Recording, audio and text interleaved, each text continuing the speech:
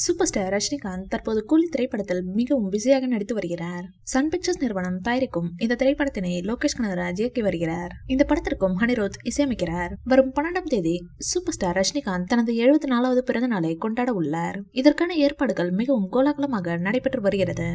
அதிலும் super star Rajinikanth sir Tamil சினிமாவில் அறிமுகமாகி 50 ஆண்டுகள் ஆக உள்ளது என்பதால் ரசிகர்கள் மத்தியிலும் ஆவல் அதிகரித்து வருகிறது.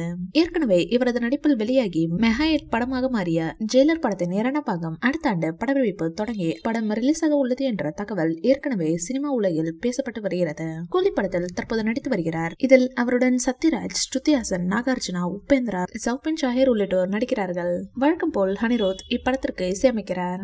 இப்படத்தில் அவர் தேவா என்கிற கதாபாத்திரம் ஏற்றிருக்கிறார். ஏற்கனவே தளபதி படத்தில் ரஜினிகாந்த் தேவா என்ற கதாபாத்திரத்தை ஏற்றிருந்தது குறிப்பிடத்தக்கது. அதேபோல் இந்த படத்தில் சத்யராஜ் இணைந்திருப்பதும் பெரும் அதிர்ச்சியை ஏற்படுத்தி இருக்கிறது. ஏனெனில் நடிகர் சத்யராஜ்க்கும் ரஜினியை சுத்தமாக பிடிக்காது. சிவாஜி படத்தில் வில்லனாக நடிக்க சத்யராஜிடம் கேட்டபோது எனக்கு ஒரு படத்தில் ரஜினிகாந்த் சார் வில்லனாக நடிப்பாரா என்று அவர் கேட்டதாக தகவல்கள் உண்டு. ஆனால் அதில் எந்த அளவு உண்மை என்று தெரியவில்லை. இப்போது ரஜினி சாருடன் சத்யராஜ் இணைந்திருப்பதால் இருவரின் காம்போ அதகலம் செய்யும் என்ற நம்பிக்கை இருக்கிறது. ஏற்கனவே மிஸ்டர் பாரத், நான் மகன் அல்ல உள்ளிட்ட பல படங்களில் இருவரும் சேர்ந்து நடித்திருக்கிறார்கள். இந்த வீடியோ பிடிச்சிருந்தா லைக் பண்ணுங்க, ஷேர் பண்ணுங்க. மேலும் ரஜினி சார் பற்றிய தகவல்களுக்கு எங்க சேனலை சப்ஸ்கிரைப் பண்ணுங்க.